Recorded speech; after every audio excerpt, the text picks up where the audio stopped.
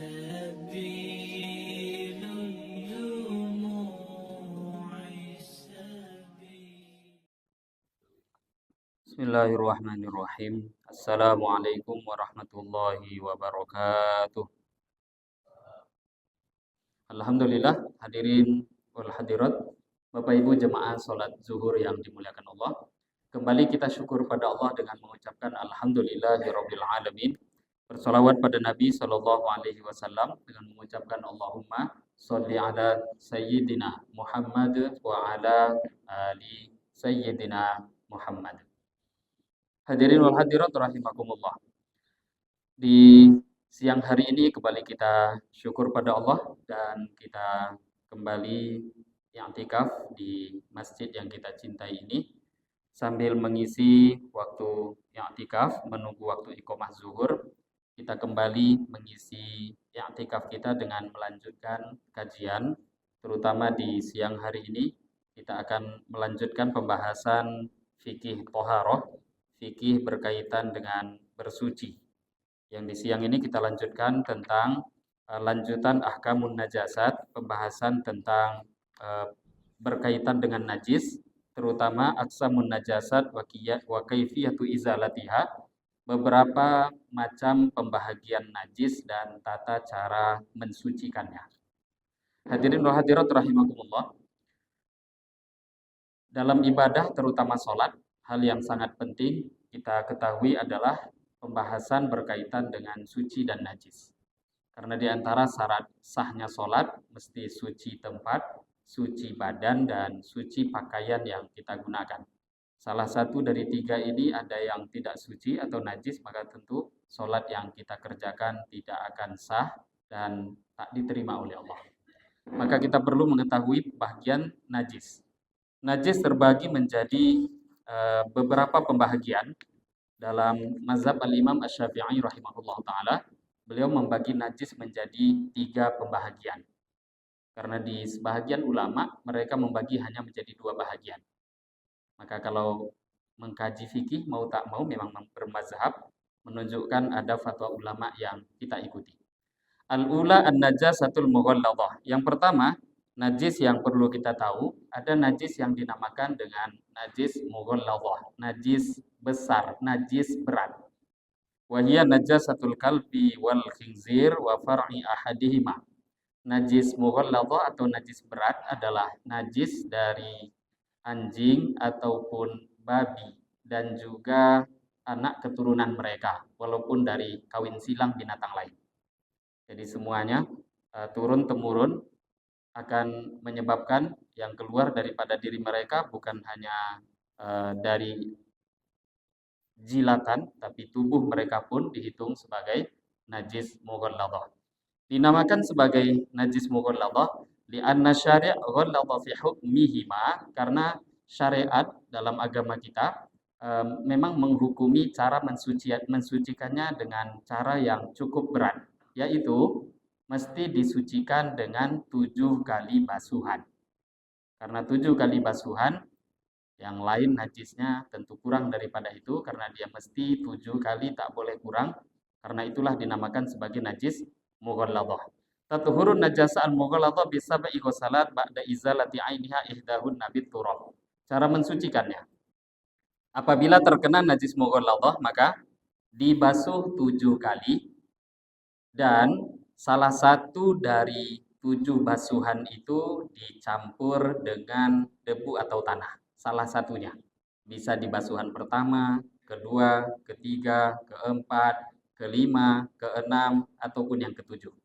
Wal afdal ayyakuna wad'ut turab fil ghuslatil ula. Adapun yang terbaik atau yang afdal, maka basuhan pertama itulah yang dicampur dengan debu dan tanah. Sehingga nanti di basuhan kedua akan membersihkan debu tanah yang tersisa. Kalau masih ada, di basuhan ketiga akan lebih dibersihkan. Walaupun kalau secara hukum, basuhan pertama sampai ke-6 itu air bersih, murni, tanpa campuran. Yang ke-7 baru dia campurkan dengan debu tanah, secara hukum sudah sah. Tapi tentu, kalau cara seperti itu yang dia buat, sisa debu tanahnya akan tersisa di badan dia setelah basuhan yang ke-7. Adapun tata cara sebenarnya ada beberapa pilihan untuk membersihkan najis mughalladhah tadi. Mencampur debu dengan tanah ada beberapa pilihan cara Bapak Ibu. Yang pertama, masjul ma' biturab hatta yatakaddar tsumma wad'uhu ala mahallin najasah. Cara pertama, di dalam campuran dalam air tadi, salah satu dari 7 basuhan, campurkan betul tanah atau debu. Tanah dicampurkan diaduk macam buat minuman. Jadi ada satu gayung, kemudian dimasukkan tanah, dicampur, diaduk. Sehingga ketika memang sudah bercampur, nah ini salah satu cara. Cara seperti ini dibuat, diperbolehkan. Adapun cara yang kedua juga bisa. Wad'u turab ala mahallin najasah, thumma sabbul ma'i fawqahu. Ada mungkin di anggota tubuh kita yang terkena najis anjing babi. Maka bisa juga dengan cara yang kedua.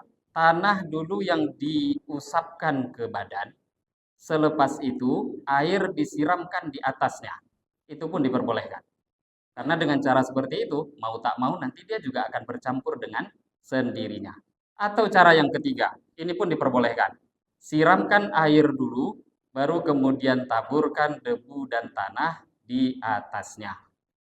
Tapi cara yang terbaik adalah cara yang pertama. Ini salah satu dari 3 cara tadi. Kalau dibuat, maka selagi nanti memang dilengkapi dengan 7 basuhan, termasuk debu dan tanah, maka najis itu sudah dianggap suci. Pembahagian najis yang kedua. An-najasatul ya atsaniyah, an-najasatul mukhaffafah. Yang kedua, najis yang dinamakan dengan najis mukhaffafah, najis ringan. Kenapa dinamakan mukhaffafah? Ringan karena memang syariat menghukumi ringan sehingga cara mensucikannya pun juga ringan, tidak seperti yang berat ataupun yang sedang. Nah, najis mukhaffafah atau ringan ini adanya di dalam mazhab Syafi'i dan juga Imam Ahmad, begitu juga Imam Malik. Sedangkan Imam Abu Hanifah dalam mazhab mereka tidak ada najis mukhaffafah, langsung masuk kategori mutawasithah. Nah, cara mensucikan najis mukhaffafah, najis ringan, yaitu ada 4 syarat. Najis mukhaffafah itu dikatakan najis ringan. 4 syarat ini terpenuhi, maka dia najisnya dikatakan mukhaffafah atau ringan. Sehingga nanti cara mensucikannya menjadi ringan. Yaitu yang pertama, najis itu memang berbentuk kencing, buang air kecil, bukan buang air besar. Ini syarat pertama. Yang kedua, najisnya adalah dari anak bayi laki-laki. Syarat yang kedua. Kalau bayinya perempuan, tidak. Syarat yang ketiga, umurnya belum sampai 2 tahun. Kalau lebih daripada itu, maka tidak dikatakan mukhaffafah. Syarat yang keempat, bayi laki-laki tadi yang umurnya belum 2 tahun, kencingnya tadi, dia bayi ini juga belum makan minum, belum makan apapun, kecuali air susu ibunya. Murni ASI. Kalau sudah walaupun umurnya 1 tahun, tapi sudah makan selain ASI, maka kencingnya sudah dihukumi seperti kencingnya orang dewasa. Apabila 4 ini sudah terpenuhi syaratnya, maka najisnya dikatakan najis mukhaffafah. Adapun beberapa hal mungkin anak bayi itu diberikan minum madu atau obat dikarenakan sakit, maka ini pengecualian yang diperbolehkan. Namanya bayi mungkin sakit umur 2 bulan dibawa ke dokter, dikasih obat walaupun nanti berbentuk mirip gula, obat diminumkan, atau ada bayi yang baru lahir ditahnik. Salah satu sunnah Bapak Ibu, bayi lahir itu ditahnik, didatangkan bawa ke ulama yang soleh, kemudian dikunyahkan kurma, manisan, kurma terutama, kemudian ditelangkan ke bayi. Nah ini kan juga makanan, tapi hal yang seperti ini dikecualikan, diperbolehkan, sehingga kalau memang penyebabnya itu tahnik, ataupun karena darurat seperti obat yang tidak bisa tidak, maka hal-hal seperti ini dimaafkan, kencingnya tetap dikatakan najis mukhaffafah. Bagaimana cara mensucikannya? Mensucikan najis itu kalau sudah bisa dipastikan mukhaffafah, maka cukup dicipratkan air di tempat yang najis, entah pakaian ataupun badan. Tapi ada syarat yang perlu diperhatikan, mesti cipratan air itu lebih banyak daripada najisnya. Jadi kencingnya banyak, cipratkannya sedikit, nggak bisa. Memang tidak disyaratkan mengalir, tidak disyaratkan mengalir. Tapi kita tahu, biasanya kan kalau zaman sekarang menggunakan popok dan lain sebagainya.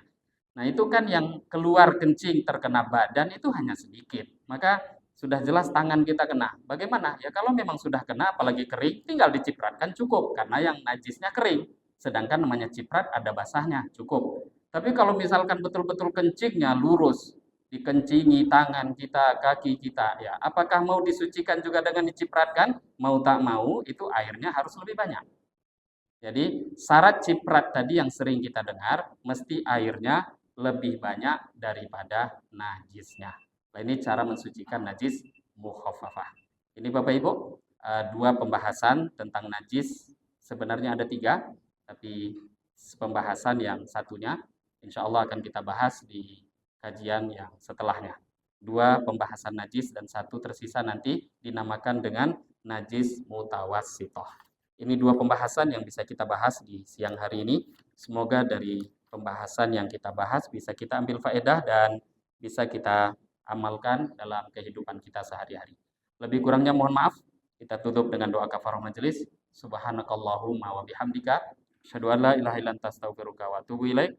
Wabillahi taufik wal hidayah. Wassalamualaikum warahmatullahi wabarakatuh.